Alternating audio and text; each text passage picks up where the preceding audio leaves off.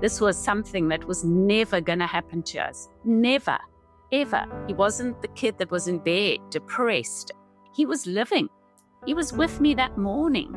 That's been my big thing, is how do we actually sit in our pain and sit and acknowledge it?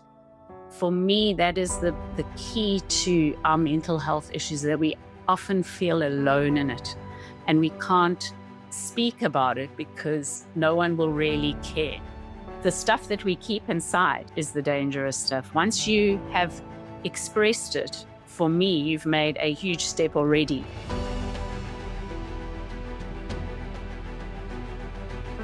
Welcome back to Live Into Your Brilliance, the place where we dismantle illusions and wake ourselves up to the truth and brilliance that is already here.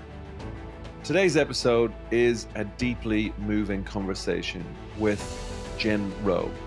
Jen is a mother, teacher, and advocate who's turned unimaginable loss into a mission of healing.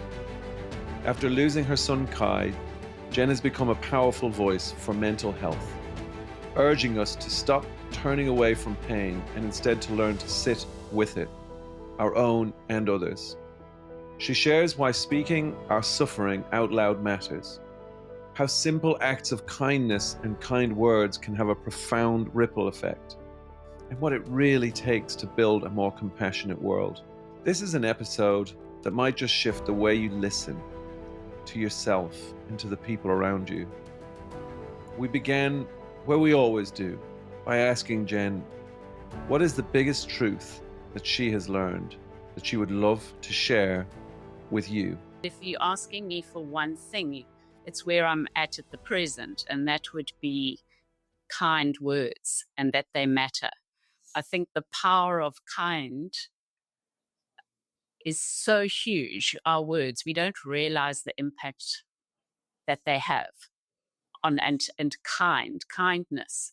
I know it's a word that's been, it's everywhere at the moment, but it is so powerful. And I'd love to, delve more into that. But that would be my one thing that I just wish everyone would strive towards. It's kind to self and kind to others, and the impact that will have, the rebounding impact that will have on your life. Jen, that resonates so deeply and so quickly. And yet, what came up for me as you said it was, I think that's so true. And I imagine there's not a person that's listening that doesn't think that that's important. And yet I'd love for you to take us deeper into it, because I think in some ways, isn't it like some ways these things can remain surface level, can't they? People can say, kindness matters, kind words matter. And it's like, yes, that's true. And now let's really, what does that really mean? And I'd just love for you to take us into that for you. Like, what do you really see? What does that really mean if as you're living into it and taking it on board and saying, if this is what this truly means for me, and this is what I think for people who truly take this on and as a meaningful way of living, this is what could be on offer. Okay, I think first of all, finding ourselves in this situation as a family. One of the big triggers for me in those first few months and years were words. I love music. I love dancing.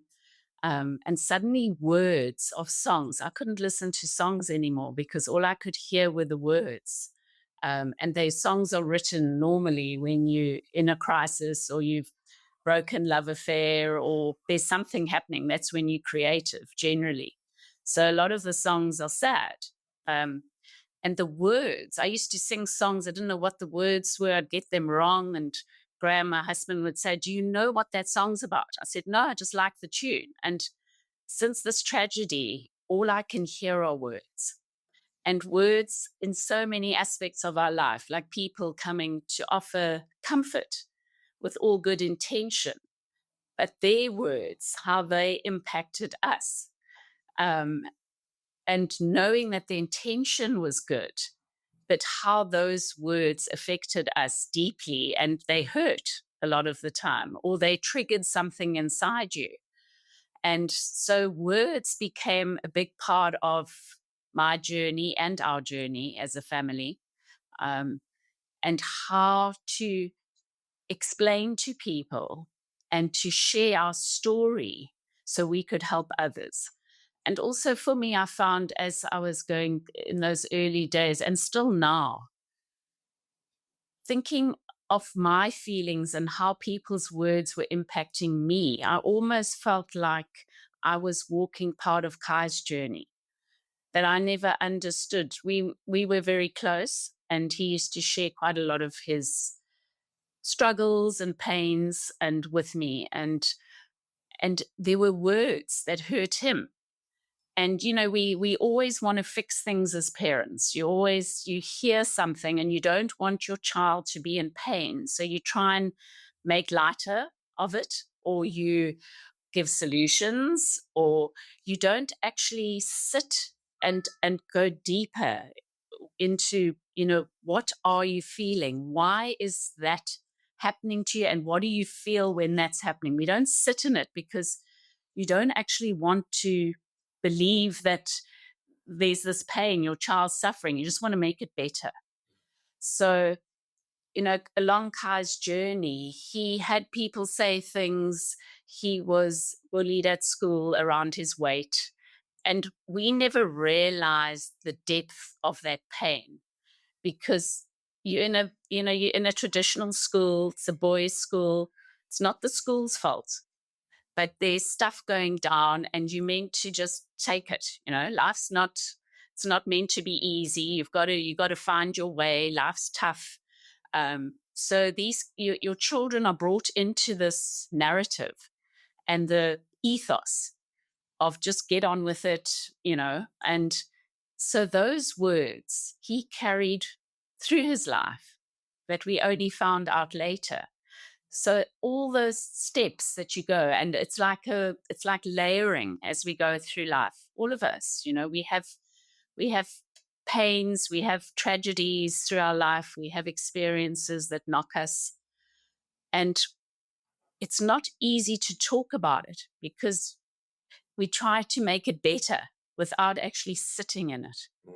And for me, that's been my big thing, is how do we actually sit in our pain and sit and acknowledge it and not try to just make it better. We all want to make it better. We want to live a fulfilled, happy life. But if we find, we have struggles, we need to sit with it, with people, and just talk about it. And that's where conversations and words became so much part of what I want to do for the youth, because I feel we're not, yes, like you're saying, it's on a surface level. We're saying kindness matters and mental health, and we need to start conversations, and so that the narratives are all there. The intentions are there.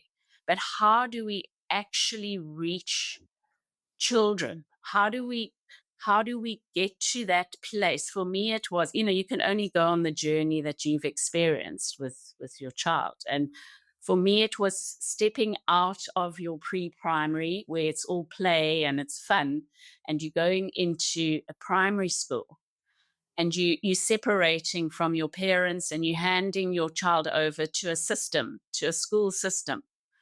How do we, for me, that is such a potential there to help those kids journeying into a space where suddenly you're in a big classroom. You've got to sit, you've got to be quiet, you've got to learn, you've got to listen. How do we start talking to those children that we're not all the same, and that's okay? You go into a system where you have to. You've got one teacher, you've got 32 children, you've got to keep them quiet. This is the sport. You've got to go and do this, do that. And how do we journey with them from that stage? How do we start having conversations with them about how they're feeling in that environment? How is it for them? Like starting then to create this space where we talk about how we're feeling as we're journeying along, and that you're not alone in what you're feeling.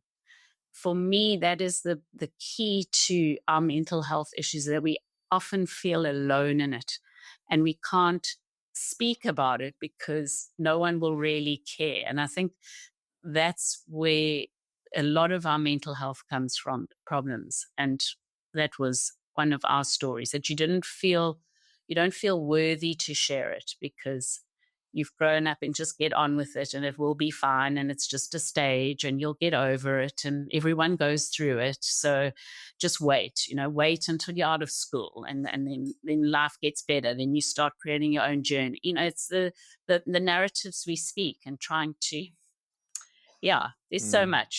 so much we can talk Yeah. But There, I was just going to pull on a thread there, if I may, Al. Like everything you said just resonated 100%, because I think if I think about growing up in South Africa as well, there was a very pervasive narrative, and I'm sure this is true around the world, of, kind of suck it up, like things are hard or you're being bullied, but it's like, just, fuss bait, get through it. It's this, you use the word, this is just a phase. I mean, I remember my parents saying to me on a number of occasions, this is just a phase. I'm like, what the hell does that mean? Yeah. But the what I'm curious about is, what do you think it is that means that we perpetuate those narratives? What have you seen through your exploration of kind words and the need for having those conversations and creating the space and creating the awareness? What are we dismantling in terms of what us, maybe in a different generation of people, carry with us in terms of the narrative around, well, you should just suck it up, just get on with it, muscle through, get to the other side. This is just part of life. Like, dismantling that narrative, I think, is quite difficult and probably fills people with a bit of fear, because it means they have to go to places that they don't necessarily want to go to. Does that resonate? Absolutely. So that you think about, how do we do this? And for me, the first thing is taking those little humans and giving them a space where they feel that it's okay that they're feeling something other than what they think their peers are feeling. That we create a space where, because peers become everything, and life is not we can't change everyone. You can't, I can say what I'm saying. We can talk about kindness. We can talk about how, to treat people, but it's how do we take those humans? We were speaking earlier about when you're born. You're just born and loving. You don't have any idea of what life is going to be like. Then you get molded into, the life, the schools, your family, your traditions. So how do we take those humans, little humans, and say, you matter? What is happening inside of you? Give them a voice, give them a space where it's just becomes the norm to start talking when they're young to an adult, to someone who can hold that space, that it's safe for them, and among their peers.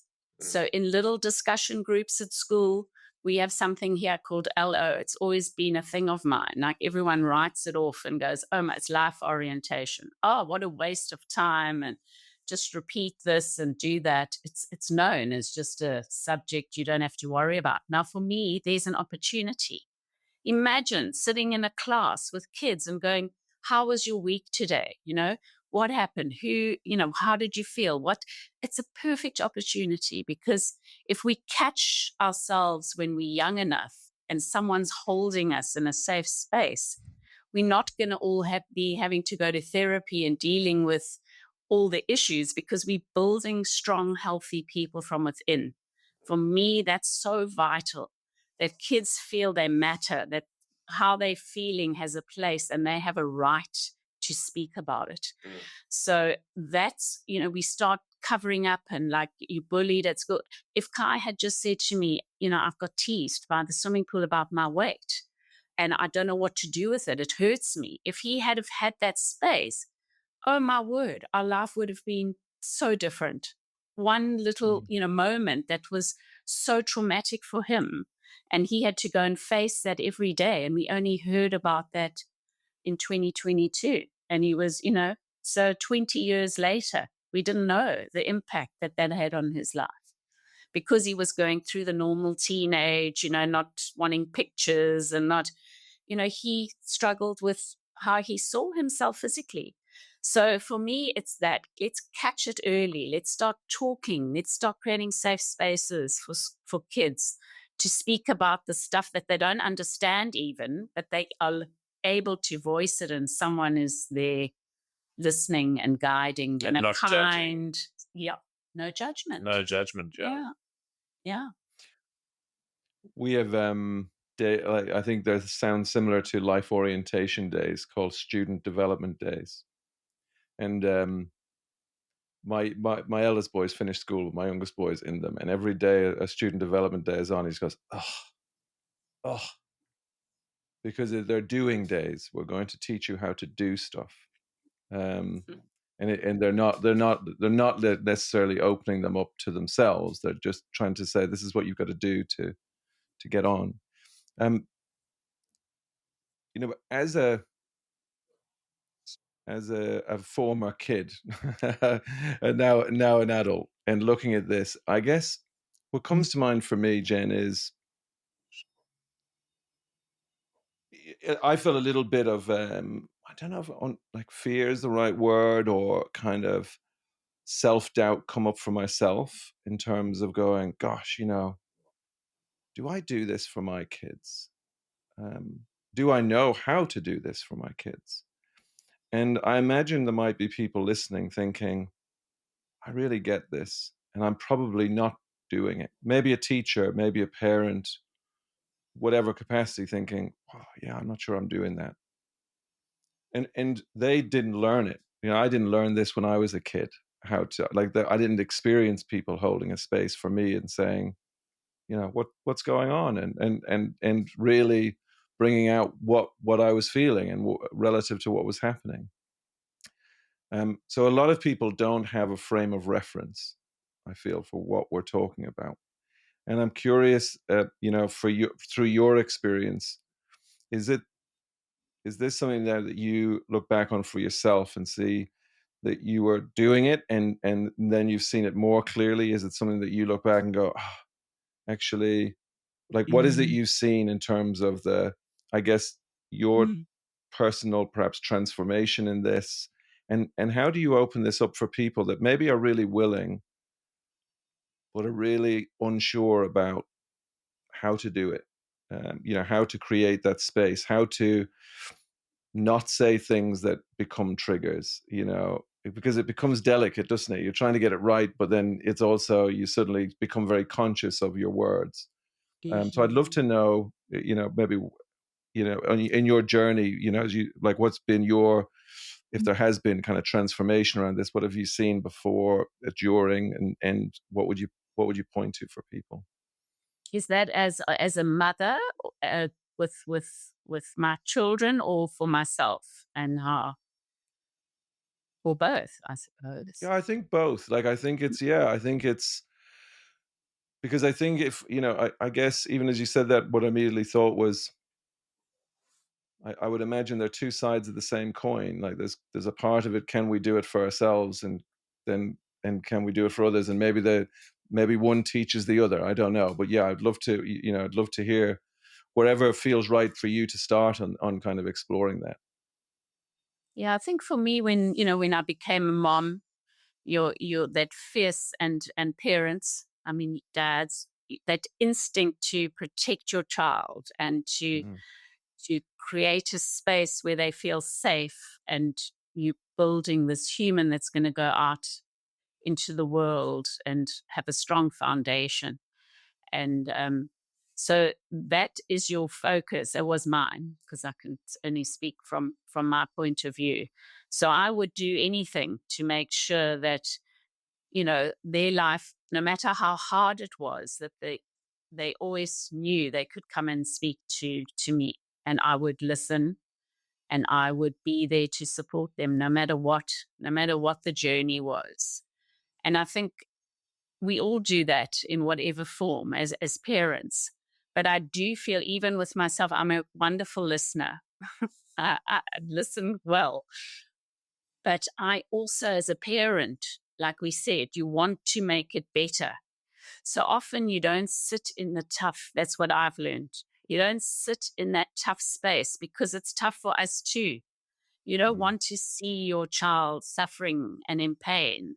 So you hope that by giving solutions or your wisdom or what you've learned, oh, when I was there, I also struggled, and you're similar to me. You start wanting them to hear that you also struggled, so that they're not alone. But you're their parent, and it's different. So that is why peer work for me is so important in schools, because we are parents and they know that we love them unconditionally, and that whatever we're saying as they go through their teenage years and adolescent years, they're separating from us. And, Kai used to say, Mom, you just say that because you're my mom. Mm. And so your influence over them becomes less. They still need you and they still want to hear that. But do they believe it? Does it touch them deeply after the years of believing another narrative as the layering's happening in life? So that's why, for me, it's so important to catch kids early when they're young and hold them in that space, and where it's just normal to talk about shit. I had a terrible and hopefully don't say shit when they just You're on the mild level. You're on the mild level of expletives that have been brought to this show, Jen. You've still got plenty of ways to go. Don't worry. like to go home and say, yo, I had a terrible day. That guy was so mean to me. But, I told him that's me, I'm kind. Like talking like that, like it's a normal thing, that you normalize it instead of trying to deal with it. If you think about the transformation that I think a lot of us have gone through or are going through, and let me know if this resonates with you. I think we, as parents, we so instinctively want to create an environment where everything's okay for our kids, and like you said, we're very focused on the solution rather than the discomfort of sitting in the muck. Yeah. And I think that's such a human thing, because we spend a lot of time creating the way we want things to be, and rapidly avoiding the way we don't want things to be. And that's a very exhausting space to operate in. And then when your kid comes home and you can see that they're not happy, and you sense something's going on with the friend group or whatever it is, you rush in because you very quickly want to reconstruct that happy place, and you want to avoid the place that you just don't want to visit. And I think it's such a brilliant point that you make, is to say, actually, if you're going to take this on, you've got to be prepared to get into the muck, and you've got to sit in the discomfort of, hey, tell me what's going on. What are you, and not offering solutions. And I think as a guy, I don't know, Al, but like, guys are the worst at this. Like, I mean, I'm sure you ask any married woman, they're like, oh my God, like if only he would just shut up and listen rather than trying to fix everything. And I think sometimes we just have to shut up and listen. That's it. And it can be so awkward and horrible to hear, because you want to rush in and fix, but that you've got to resist that instinct. And it's being able to take that pause and just be there and allow, and to your point, I think anybody, whether it's our kids or ourselves with our friends or our partners, being able to express and feel that you're not being judged, you're just able to express, and it's okay to put that out there. And that it's a safe place. It's a safe place, yeah. Place. I think it's such a wonderfully powerful insight. And I hope that resonates with the listener, because it's bloody hard to do. It is hard. And I mean, even, myself, I love talking and engaging and finding out about my friends and being there for them. Even as a mom, though, I wanted to just make it okay, and then you see your kids and, okay, now they're looking happy today. So that's great. You don't go, so how are you feeling? Tell me, how did it make you feel? That's what I've learned. Like, it's just how we change our words. You're doing the same thing. You're there for them. You're in that space, but you're letting your children guide you, and you just sitting there and just saying, we don't have to speak. Often you're talking now, okay, and then what happened? And then what did they say? And okay, now next time that happens, maybe just walk away, or you're giving them solutions, practical things, instead of just saying, sure, how did you feel? And why has that made you feel, low? Or what do you feel? Let them be the ones to come and tell you how they actually felt and what they feel they can do, instead of us trying to, you're still nurturing and you're loving and you're listening and you're hearing them, but you just want to make it better. And you want your years of wisdom, you want to pass on. And often it's not what's needed. They just need someone to just sit there and just be and listen. It makes me think, Al, of the episode we did with Christy Helverson, the second one, which we recently did, where she had that lovely expression of, what if you couldn't get it wrong? And if you didn't know anything, if you forgot everything and you operated from that place of being a kid again, what decisions would you make from that place?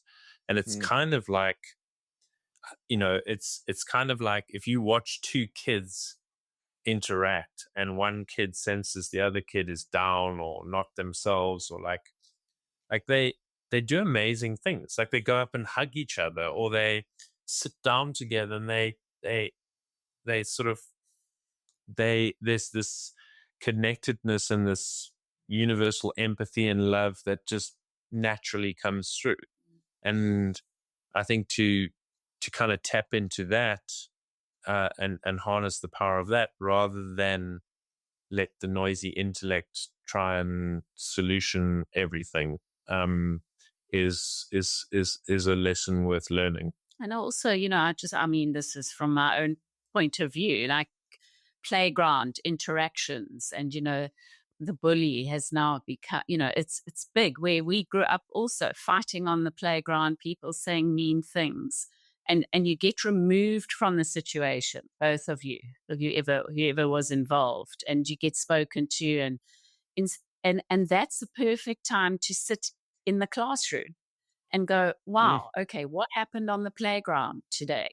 How were you feeling? Why did you go up and push Johnny or Debbie? What was happening? Why were you irritated?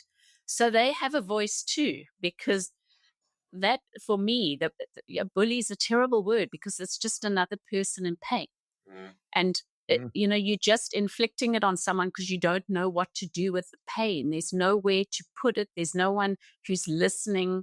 You don't know, so you just react. I used to throw peanut butter sandwiches down on girls' heads from like the top balcony, like things I feel, what were you doing? Like, I was quite mean, but I was going through stuff in my own childhood, and it was like, I didn't know what to do. So you play out. I had no one that would sit with me and have a discussion. And it's not a forced thing. It's not like, okay, now you did something and you hurt this person.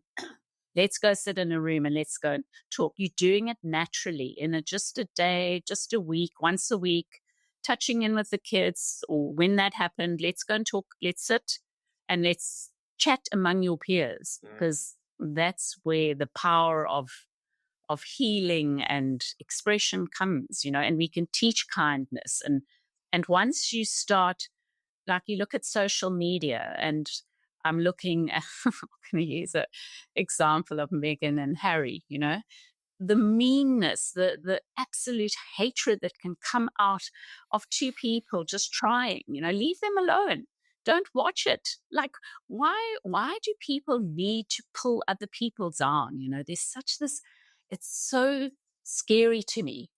Like, why do you spend your days scrolling through stuff people are doing in any form, manner, or form, and just negative, like horrible? You don't feel good about yourself. So you got to look inside. So kind to self, like, what is it within me that's making me feel I have to inflict this on someone else and make, really? We've got a lot of work to do. I liked your change of the way you pointed to alternative words to use. That simple but powerful switch from, okay, what happened? Why did it happen? Here's what you do next, to how did it make you feel? Mhm. Because Very I powerful. actually, I just think it's such a powerful switch. And it comes back to me wanting for myself and wanting for the listener to have the simple places to go. Because in some ways, this can feel really big. And yet what I hear in that is, but the opportunity can be really simple. Mhm. Just that change from, how did it make you feel? What were you feeling? And then just allowing that to come out feels just very clear to me. And I guess I'm interested in the follow up from that, because again, and I think I'm like Billows, like as a bloke, I think we have a predisposition to think it's our job to fix, to save. And I struggle to be with my discomfort at someone else's discomfort. Like, I just know that that's a thing for me, when someone is there, like I become uncomfortable, and therefore, I can be prone to kind of want to fix it for the other person and for myself. And so I'll jump in. Let's just say someone asks that question, how did it make you feel? And their child, our child said, whatever. But what comes out of their mouth is really hard to listen to. I feel, terrible. I feel lost. I feel like I'm worthless. It made me feel, and you go, oh, what would you, what is the what's next from there? If our job isn't to fix and our job is to listen, what do you see as the kind of, hey, this is when we do this. This is what can take place. This is the role we have to maintain, and this is the opportunity. I think I can speak from where I'm at now. Obviously, I'm, Mm. for us as a family, we're feeling this now. How do we, how do you move forward, like with these feelings that you have? Um, and I think the first step is speaking about it. So already, if someone has expressed that I'm feeling worthless, life has no meaning. I don't have any goals. I'm ugly. No one's going to love me. You've already expressed it. So that's the first step, because the stuff that we keep inside is the dangerous stuff. Once Mm. you have expressed it, and especially what you guys are saying, and you can come in and tell me, but if you have expressed it to another male friend, for me, you've made a huge step already, because you've reached out. And it's the reaching out is the first step. For me, then it would be exercise, getting out, taking them for a walk or a hike or into nature. it's the most healing environment. There's a practical thing to do. Let's meet, let's grab a takeaway coffee, let's go walk down the river or wherever you stay. Let's go to the park or the forest. You don't have to go running or cycling or racing. Just getting out into nature, you start connecting, you stop grounding yourself to the earth. And for me, that mountain has been my savior. It's a place you just feel connected to something bigger than yourself, and the walls and the school and the people and business and your home and whatever's falling apart. You feel like there's something bigger than you, and it has an effect. Even if you're not religious, something happens. That energy that you feel out there is irreplaceable. So that would be my next step, into nature, some form, go and swim or anything. And then reach out, live with purpose, find something that you can do for someone else. And for me, that's where kind comes in. Even walking down the road and you see someone and you think, sure, they look amazing. Just say, gosh, you look amazing. And suddenly that reaction that you see from your words, what you've said from someone else, makes you feel better. So I just say, go and buy someone a coffee. You're in a coffee shop and someone's standing in a queue, say, I'm getting this for you. Or little things, let someone in when you're in the traffic. I'm bad at that. So I've got a kind sticker on the back of our car, and I get so frustrated. I drive, that's my one place that my anger comes out. And then I remember what's on the back of my car, and I go, there's a kind sticker there. So let people, and you feel good because there's a response, there's a positive. And so that's something it's circular. It comes back to you. You give and you get. And also going and doing some charity work, go and clean someone's garden next door, make someone a cake, or go and fix their light, or give to charity. Something living with a purpose is very, very important. So it's not just about us and our life and this is me and, the victim. Look out, because when you look out, you can see and have gratitude, because even with all this loss that we've had, and it's terrible, and I wouldn't want anyone to have to go through what we have. You can't, there are no words for for this. But there's gratitude that runs alongside that, because we have been so held by people, by community, by friends and family. And you see the beauty in people, and you see authenticity, and just this opportunity that you reaching out to me so that I can share and hopefully help someone. Just, it's that if I know that my words have somehow touched someone else, he would be happy, and so would I. And it's that effect. So that is what I would say. Even in my darkest hour, there's been this need to tell Kai's story and to reach out and help other people. It's what gets me up. We need a purpose. We need something to do, to give back. It makes a big difference when you're feeling low and that life is dark and you don't have much hope. I think that's a very powerful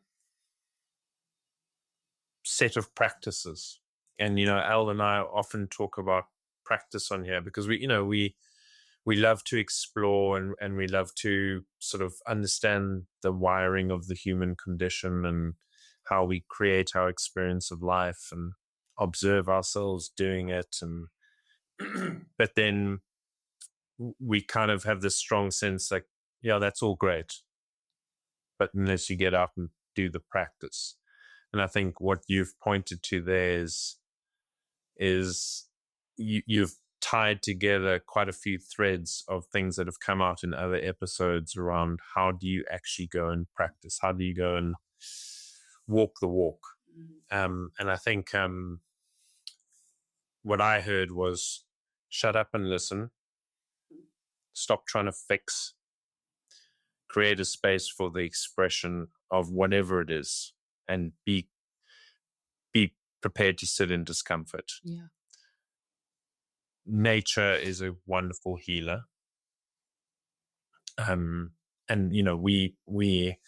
you're echoing what other guests have said around the fact that we are so connected, because that is the blueprint for the divine creation. Whether you're religious or not, there's a divinity in the architecture of that, and we are part of that. And so when you go back to that, you're going back to your essence, and it's no longer about you, it's about the bigger picture. And so I love that piece of it. And then I think I heard in that final piece about service and being in service of others, or finding a purpose, what I heard in that, and I don't want to put words in your mouth, is it's not about you. And when you feel comfortable acknowledging that it's not about you, then you can almost kind of shed quite a big burden, because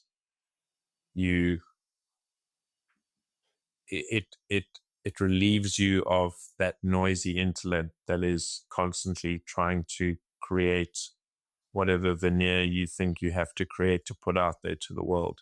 And you can just drop all of that, and now you can focus somewhere else and be present, because you have to be present in order to acknowledge what's going on in somebody else's life, or what they need, or what's going on. I don't know. There's and you touched on a word that I've tried to live by. I mean, even before Kai died, is being present. It's such an important part for me and for us and our family. I mean, that you be present in it, that whatever you do in that day, wherever you are, be present, because people can feel, you can feel that energy when you're talking to someone and they're off and they're looking over, and then they go, oh, yeah, that's right. Be present with whatever you do. That's the steps that you take, even in a shopping center. Just be present. Doesn't have to always be out in nature to be present. Wherever you are, be present, be cognizant. And you said it's not about you, but I do feel very importantly that we have to be kind to ourselves, because if we don't love ourselves, and it's not in a superficial, oh, I'm amazing way, but it's accepting who we are and how we respond to the world, that's okay. And I think that's what you were also saying, like, it's accepting who we are, that we aren't perfect and we are going to make mistakes. And I'm having to practice this a lot, because of, you go through every step and what you did and what you could have done and should have done. And it's natural, it's processing, it's human. But if we could say that it's still okay, and I did what I could, and I'm doing the best that I can, and you give yourself some leeway in that.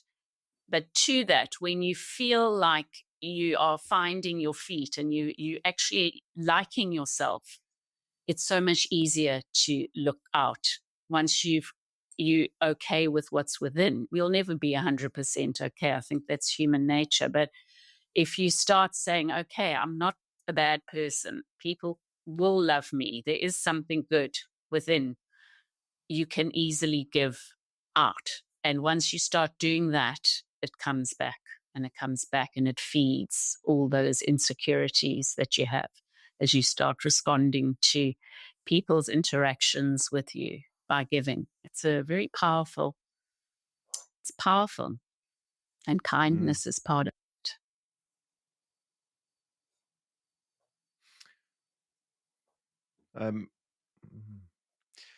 I wanted to go to another place in a second.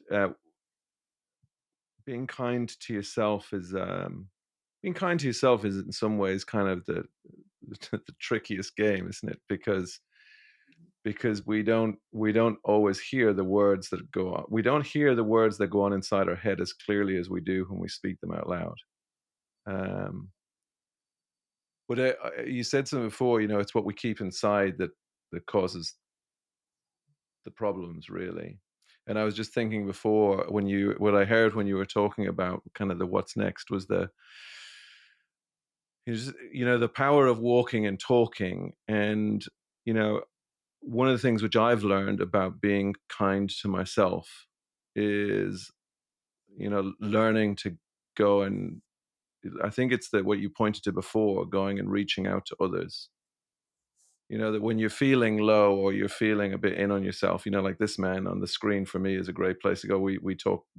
This podcast was born out of us talking every week, and when we're together, we go on these long walks, and you're Oh, able to yes. get out what's inside.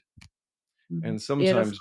sometimes that's just enough, and then you hear yourself and you go, oh, and you resolve it by speaking it out loud. Not necessarily that there was a solution. You see where you're off track. And what struck me in it is that there's a difference between sometimes sitting down and talking, like, let's sit down and talk. And that feels almost more pressured. And I've had a couple of experiences for myself and with clients where the power of like not making, I think it's something you said before, but the power of making it natural. Of like, Mm. let's just go for a walk and talk. Absolutely. For what reason? For no reason. We'll just go and talk. And we'll see. We'll just see. Well, like in worst case scenario, we'll have a nice walk. And I have like my personal experience. I walked with a mate yesterday, and I was talking about something, and by the end of it, I sent him a note. I said, "Oh, thank you." I said, "I feel so much better." And he Mm. just sent me one back, going, "Yep, me too." And we were both laughing. I'm not sure what had happened. And I had a client, and a beautiful Australian lady, and we used to sit out in my garden room where I do my coaching. And then one day she said, her wisdom just shone through, and she said, "Can we get out for a walk?" And we used to walk what we call Middlewood Way, which is a beautiful railway track here in Cheshire. And she like went. We just talked, and a few kind of months later, and she totally transformed. But it became our thing, walking. And when we were doing our like kind of debrief, because after 6 months, like she was a very anxious lady. She suffered from anxiety, it had kind of fallen away. And one of the things she said is, every day I get to hear the birds, and every day the birds remind me of who I am. And Beautiful. I just wanted to kind of draw that out, because I think it's that, sometimes we think, what's the practice of being kind to ourselves? And what I'm hearing in this is like, well, sometimes it's like, what's the practice when we notice we're not, versus Mm. trying to force it? Mm. What do we do? How do I be kind to myself? It's like the first part of being kind to yourself is noticing that you're not. And then what you do next is the great opportunity. Same with your child or another friend. When we notice they're in a low point, it's not trying to tell them how to be that. It's just, oh, what can I do here that's going to be that's going to give the greatest opportunity for that to come out and naturally kind of dissolve or naturally transform. So I wanted to like, that was just what was on my mind about, as you were talking about um, the the practice of being kind to ourselves is sometimes something slightly different to what we think it is. I think we hear a lot about, okay, so I've got to be really good at my self-talk, and I've got to tell myself that I'm amazing, and okay, so that's my practice. And I hear something different in what you're saying. Yes, yeah, absolutely. Because that we can hear, you can have people telling you, do this, do that, do this. But kind to self for me is exactly what you're saying. It's just time out. It's allowing yourself that time. We also orientated on getting things done, busy lives, moving through life, I've got this to do, that to do, this to do. I want a bath. I haven't got time for a bath. I want to go walk on this beautiful beach. Oh, but I've got things to do. But it's finding a space to take a breath. I think that's more of what I meant when I'm saying be kind to yourself. It's not thinking about how am I going to be kind to myself. It's when Mm. those thoughts come in, that instinct within yourself. What do I need? There's something like I'm looking at the beach here and I'm going, I just want to go down there and jump in the sea. And then I'm thinking, but I've got to get home and so it's saying, I can do that. I can go and Hmm. walk on the beach and I can jump in the sea because I know I'm going to feel better. And that's being kind to myself, is giving yourself space and a breath and a time and to connect with yourself. Mm. Or with the sea. Yeah, Mm. connect with the sea or with nature in any form. I would love to take us in it's the similar direction, but just something you said before, which I would love to come back to. And I wrote it down as like our words can be triggers. And I guess maybe I'm just interested to go into that a little bit and you know understand from your personal experience. Obviously, the tragic loss of Kai, and as you've been going through your grief, it sounded like you people with the best of intentions. So we know really good intentions, but can inadvertently say the wrong thing that triggers something in someone else. I would love to hear a little bit more about both your experience and also like what's happening there, and what do you see as the possibility for people that might be questioning, gosh, and sitting here, Jen, to be totally honest with you, like I just think you're amazing. I'm this wonderful, shining woman with like an amazing wisdom, and I'm thinking, wow, and I know that you've lost your son, and so to me, it's just incredible, and I know that I would get self-conscious a little bit of going, I don't want to, I don't want to trample on your experience, and and so that's where my come from is on this, is because I think people become very aware when someone has gone through something like you have of I don't want to get it wrong, and I don't want to but so I would love to know a little bit more about that if you're happy to share, and what you have seen as a possibility for yourself and a possibility for others to be able to understand how to use their words in the most powerful, kind way in those types of situations.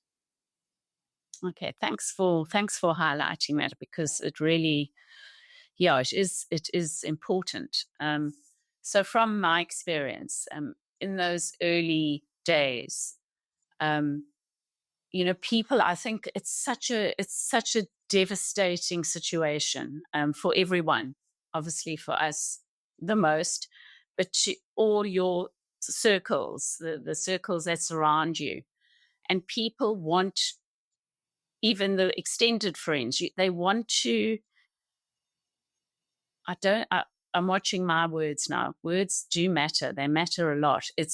You want to find a reason why Kai decided to not live. You want to find. So you hear, I'm so sorry he was depressed. The stress of university. I know, kids struggle at university. Um, you start hearing how people, when there's a tragedy, people come to you in love. So there's gratitude that they show up. That's the most important thing. These are just, which would be nice to know, because people want to do, like you say the right thing. Showing up is the most important thing, with a hug and just sitting. It's what we're saying, sitting in that difficult space, because it's difficult for the person that's showing up. And you want to find words because you want to make it better. That's exactly what we're talking about. We always want to find like a solution.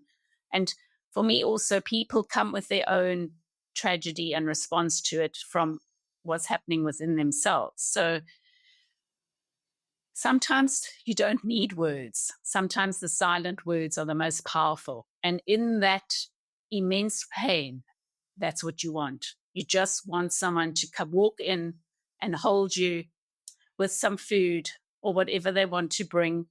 You don't even need that, but it's nice because you can't think about cooking or anything. Your life is upended. You can't think of, you just can't even breathe.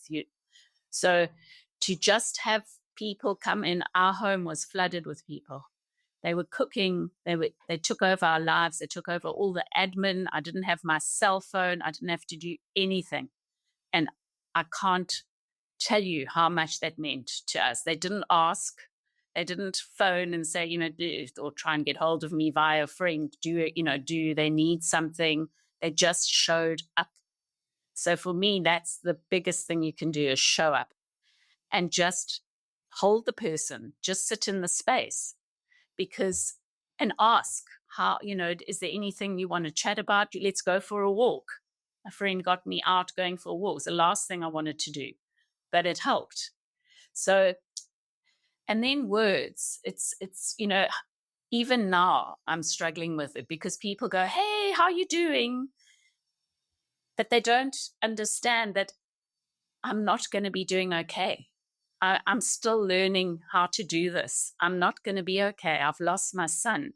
I'm never going to be okay in that way. So it's not, "Hey, Jen, what are you doing today?" Or have you got plans for later? Or how was your run last week? Or, it's Kai's anniversary coming up. You want to talk about your son. You don't want it to be this topic that no one can speak about. I want people to say, are you managing things? What's happening with our youngest son, Hayden? How's he doing? In Gray. And you want to talk about your situation. You don't want it to become the subject that no one can talk about and then they go, "I'm sorry I made you cry." And I go, I want to cry. I want to cry. I want to feel that it's okay to cry with you because that's making you remember, creating a space that you can speak and asking the questions that you think are difficult and might trigger a sadness. You want that. You don't want the flippant words. You don't want, "Hey, how are you doing?" Because or you're so strong and geez, you're amazing, because you want to go, "But inside I'm broken." It's like, "Sure, Jen, it must be so tough. And how is it 3 years down the line? You look like you're getting out. How is that for you?" Actually checking in. Don't tell me I'm looking amazing and I'm so strong, and because then you're going, "Hang on a minute. Do you know what's happening inside?"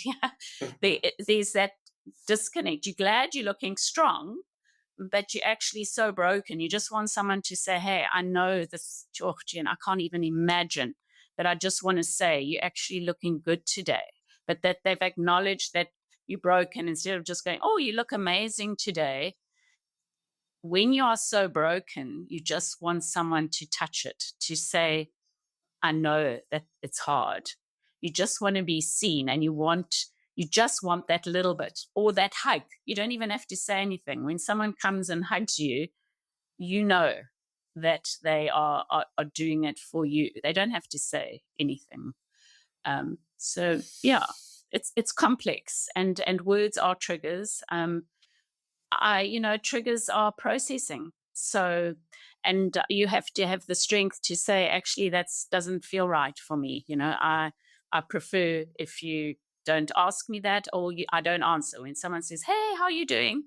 I just say, "I'm here," or, "I'm standing," or because you want to acknowledge that they know that you're always going to be in this, and it's okay. You're managing, but just to check in with you on a deeper level. Mm. Thank you for that, Jen. Do you know, we talk a lot on here about awareness, um, and hearing you share all of that just now has opened up a new awareness for me. See. And this is why I think these conversations are so powerful, because it's what you said before. People, we show up with the best of intentions, but we're just unaware that perhaps what we're showing up with, like the words or actions, are inadvertently causing pain. And you've just expanded, my awareness, just in terms of, words as triggers. And I heard things like, when we show up and telling people that we know, you're off track, Yeah. because you When you can't start know coming anyone with else's a story. experience. Mm. When you show up with flippant words, the kind of superficial, hey, how's it going? When you know that chances are, well, not great. So, it's like, but then it's the transformation, the opportunity to go, no, like, ask the real questions, the ones you may feel uncomfortable asking, but then forget that it's not about you. You're showing up for the other person. Talk about it. People That, they want to be able to talk about it. So you've got to be prepared to talk, just talk. And then the other piece that struck me was you know, just just be and do without needing to say anything. Like, we can feel kindness without a exactly. single word being spoken. Mhm. Um, and that, I don't know for our listener, but I'm just been totally transparent for me. Like, that has just expanded my awareness, because I know that I don't think I should. It's the more being afraid to ask the questions because I don't want to cause pain, and I'm almost. But what I heard in that was like, no, like, ask the real questions. Like, take that risk. It's what's Yeah. required. And I think, for me, it's that yet you showing up first is just the vital thing, and also I hope that people that are experiencing this devastation also feel that they have a right to say that that doesn't feel right for me, or that's hurt me, that they have the strength to also not to be a victim and go, oh, that person Mm. like hurt me, and to know that the intention is so good. People just want to be there. And that's means everything. Whether the words came out wrong or it was a trigger, we also have to stand up and teach, be teachers, because people want to know. Your friends want to know what to do. They don't know what to do. So if you don't tell them, and then you go to your room and you cry because someone said something to you, we've also got to take that on, because nobody knows what to do. I don't know what to do myself. Sometimes I say things that are hurtful, and I hope that my friends love me enough to say, "Hey, Jen, that actually hurt me, and we can talk about it." It's having those difficult conversations that we are not. I'm not a victim to this. It's a tragedy, and Kai is not the sad young man who couldn't live anymore. There's stories to be told. We need to tell these stories. We need to have these difficult conversations. This was something that was never going to happen to us. Never, ever. And you hear that often in these stories. He wasn't the kid that was in bed, depressed, and he was living. He was with me that morning. He was going places. He had plans. He was happy. So, we've got to talk, have these conversations. We need to. That would be my thing to say, is that we so want to shy away from these, make it all nice. That was like, oh, he was depressed, so my kid's not depressed, so I'm okay. You try and, because it's panic stations. People are scared, like, so, oh, it was university and, being away from home. And they start coming up with things instead of just saying, what happened? Are you okay to talk about it? I want to talk to my friends about it. Ask. I promise you, most people would want to share their life story of their child that is no longer going to be journeying with them. There is no tomorrow. There is no future.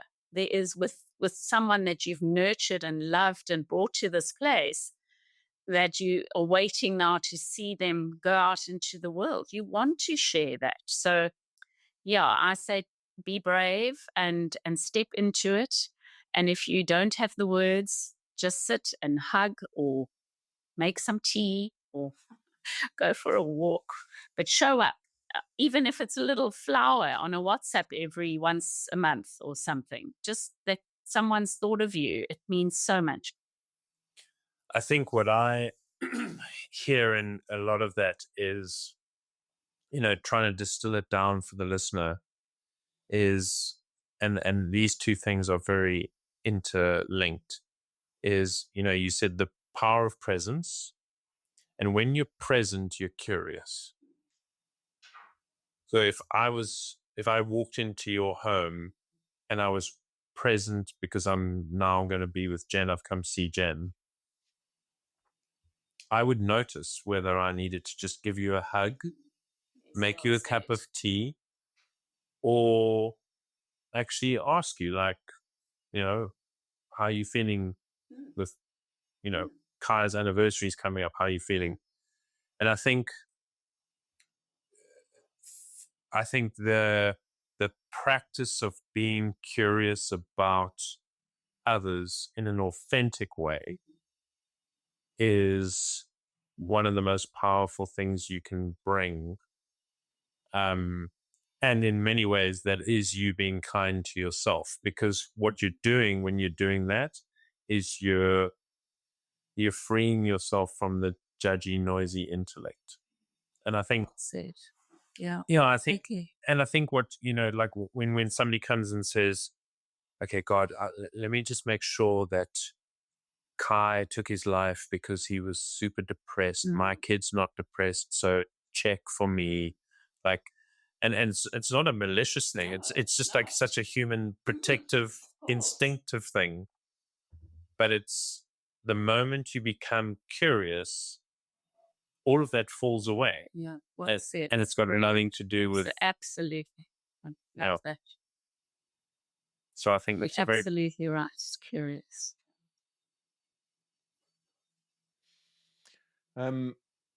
We could talk forever, I think, which is a so. great thing. We'll have to have Jen back. We will have to have Jen back. Before we do wrap up, I would love to hear more about. I think our listener would as well, but just kind I'd love to hear more about that. What it is, and just from your perspective, because it sounds like it's something that's incredible that's been born out of the loss of Kai. And so I'd love to hear about that and what that means to you and what work that's doing in the world. Oh, thanks for this. Kind, yeah. It's so when Kai died, he died in 2022 on my birthday, Women's Day, the 9th of August. And I've always celebrated big on my birthday, and it's at the running club, dancing and partying. And then the next morning, I didn't hear from him, but he was busy at varsity. And then tried to get hold of him later, and then heard the news. And from that moment, there was this need to help other people, to, even in our deep, darkness, there was something in me that just said, I need to somehow reach children. I need to make sure that this does not happen to anyone. If I can help it, even one person, if I can help one family not to have to go through this. And so there was this deep need to share our story. It's obviously been difficult because we have a younger son, and he wasn't comfortable with it. So we're coming up to Kai always was talking about his 21st and how he was going to celebrate and where he was going to have it, and that's in February. And for his 21st, we had a party for him at our house, and we've celebrated his birthday. He's still present with us. We don't have any like rooms that we kept. His room is still there, but my office is in there and there's a mess. And, he lives with us. We haven't created this area where we can't speak. He's part of our lives and he always will be with us. So on his birthday, a friend wrote a beautiful poem to him and some words about how he epitomized kindness. And she wrote it KYND. And I just thought, wow, that is just incredible how she's played with that word. And he was this kind soul. He took on causes at school. He just he wanted to help people. He never wanted to hurt anyone. So it came up to our first anniversary and my birthday. And I thought somehow I wanted to do something. Like, he used to struggle socially in crowds. He was an introvert, always in his head, always thinking too much. He wasn't comfortable with himself. So he struggled. So I thought, how do I reach kids in that situation? How do we break into social environments? How do we get more comfortable talking?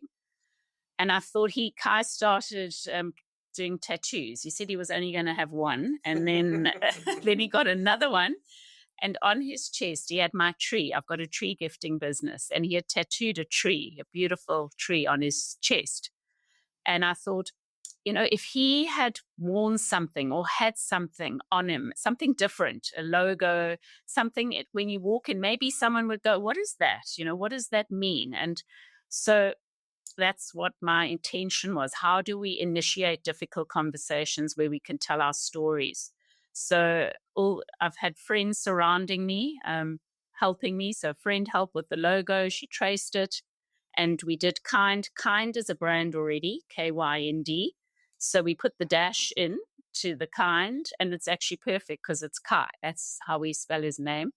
The logo is the tattoo he had on his chest. It's his logo. And the bird is his spirit. So that became, and then I thought, I'm going to put it on a T-shirt. I'm not going to just sell it to my friends because that's like really, no, that's not okay. So I did it. I said, I'm going to do this, and hopefully it will ignite conversations. There's a link to Operation Smile, which Kai always struggled in those social situations. So I said, Kai, just smile. That's your first step. Because if you're in a room and you're in your head, your face is shut down. You look like you're angry or you want to be left alone. Just smile and it will happen. Something will happen naturally. So he had a little smile tattooed on his wrist and on a bracelet that arrived that he had made. There's a little smiley face here. Oh, cool.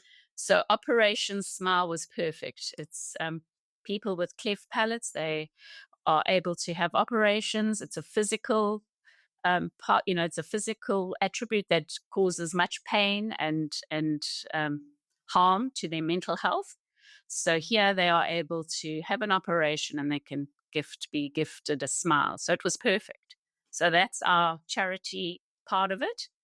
And so it's a brand now. I've got caps. I've got one over here to give Mark. So so I'm doing it. I'm putting it out there. I'm trying to reach people. I want to do an event with Kind, a Kind event into the light. I want to reach as many people as I can through Kind, sharing our story and kindness and Kind campaign. That is amazing. How can people support Kind? Where can they find it? It's that is what an incredible story just to hear the how it's the origins and how it links in so beautifully. How can people support it? Where do they go? If you What go do they to do? our website, it's www.ky-nd.co.za. There's a link there to Operation Smile if you want to donate to them. I've got a charity link as well that I can share with you, that we're raising money under the name Kind.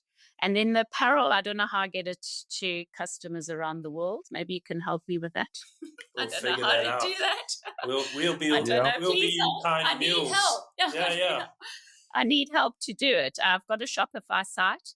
So in South Africa, it's fine. It's just obviously financially, it's really expensive to open it internationally. So yeah, if you know anyone that wants to get involved, I would love that, to do events, to get us walking and talking. Yeah, I'm open. I'm ready Well, for like part. I'm up for being a conduit for the kind movement in the UK. So we can talk and I'd love figure out that. how we can I'd make it so love. that people And can you've get got the US t-shirts coming here, and we'll have Oh, thank we you, will guys. we will spread the word. We can have I hear like kind walks and kind t-shirts, Yes. and like absolutely like a live into Oh, your brilliance and kindness collaboration sounds just wonderful to me. So that's a conversation the that's three of us wonderful. should Thank you. can have after this at some point. Thank you so much. Thank you. Honestly. Kai's smiling. There you go. Yeah. Kai, this one's for you, Yeah, mate. Kai. Yeah, this one's for you. Your mom's a rock star. Your spirit is alive and well. It is. So Jen, we always finish with a little fun thing, and we ask our guests what would, based on what you've seen and where you're at right now, being present, and what would your bumper sticker for life? What would go on the back of your car next to the kind sticker? So just be it. Nice. Just be it. Yeah. Nice. Just be it. Kind. Just be it. It's easy. So simple, but it's so powerful. So powerful. Well, thank you so much. This has been an amazing session, and we will definitely have you back, because I think that the universe has worked its magic again. And we always say the universe meets you at your point of action. We've taken action. We made the podcast happen, and now let's see what transpires from here. And then when you come back on, Yes. hopefully we've got the kind movement going in the UK and the US. Amazing. Amazing. Thank you so much. I so appreciate it. And in gratitude.